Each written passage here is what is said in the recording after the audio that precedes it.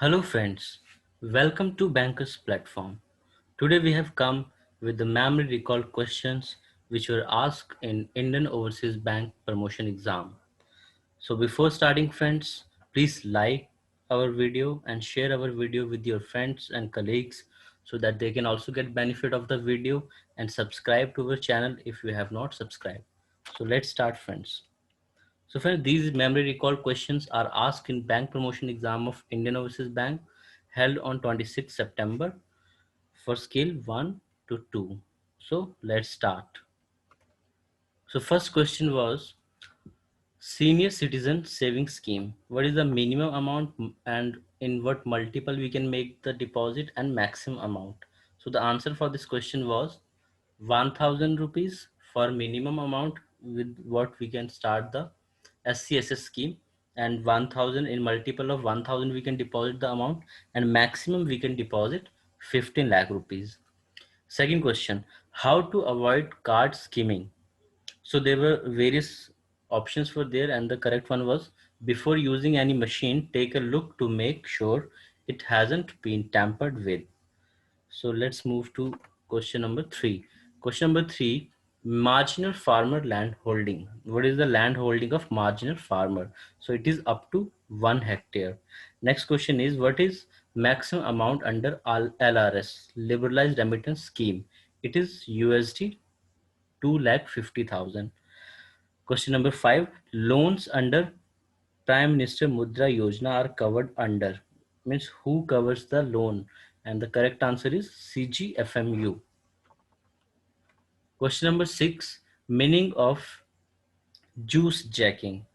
So juice jacking is a type of cyber attack involving a charging port that doubles as a data connection, typically over USB. And question number seven is what is the validity of acceptable utility bill as OVD as address proof as per new KYC guideline?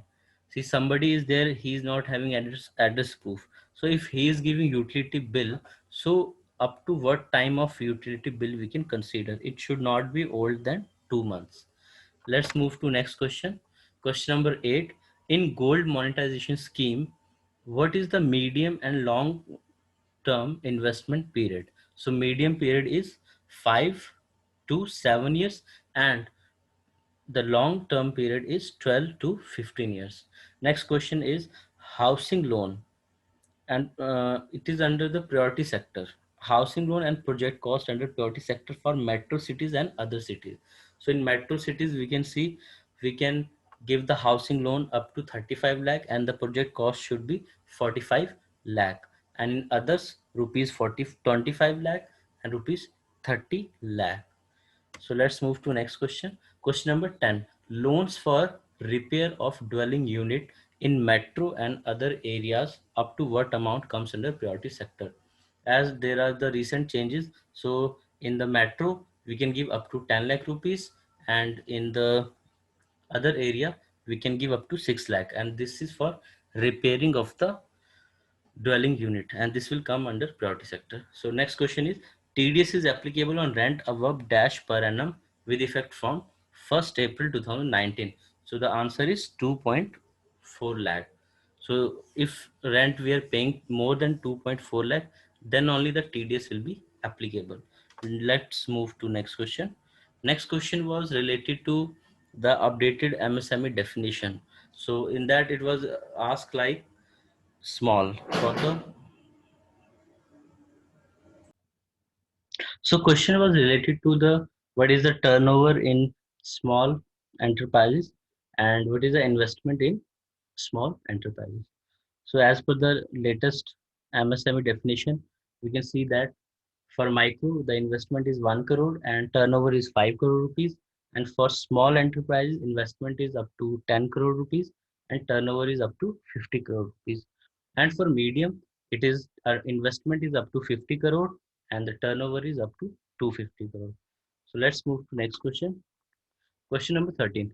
Export credit. For export credit, how much is the incremental growth of ANBC and up to what amount we can sanction, which will come in priority sector? So the incremental growth should be of 2% and the maximum amount we can sanction that is 40 crore.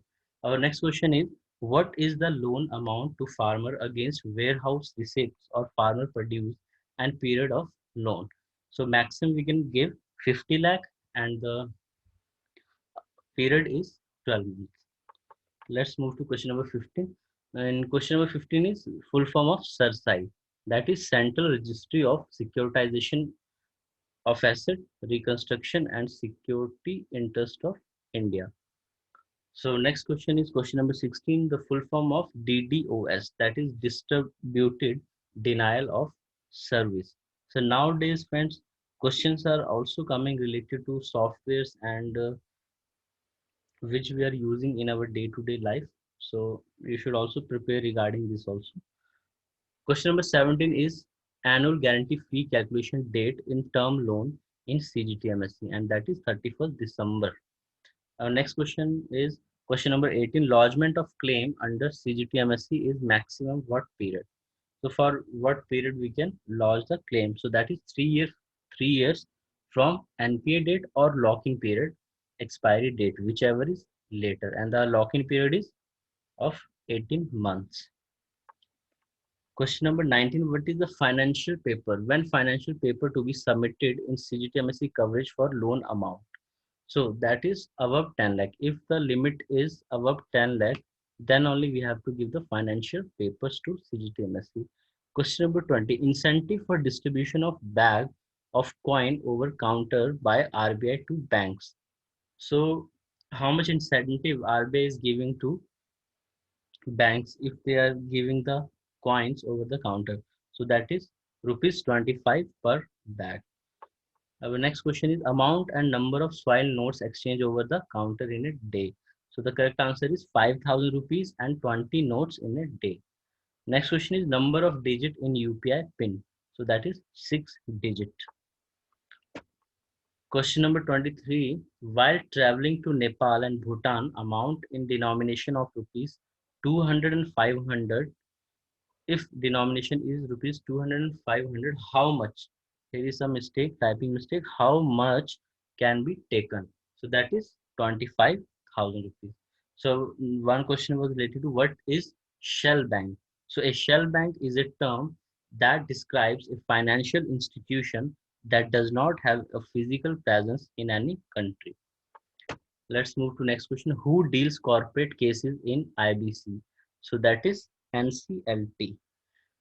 Next question is what is the rate of provisioning in standard MSME account? If a account is standard, so how much provisioning we have to do in that account? And the correct answer is 0.25%. Our next question is as per BCSBI death claim settlement if all documents received.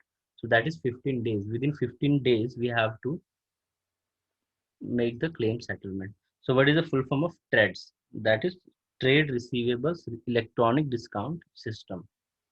So question number 29, account overdue for 31 to 60 days. If account is overdue for 31 to 60 days, so that will be coming under SMA 1. Additional interest claim under NRLM. Under NRLM, how much additional interest can be claimed? That is 3%. So friends, this is the set of 30 questions.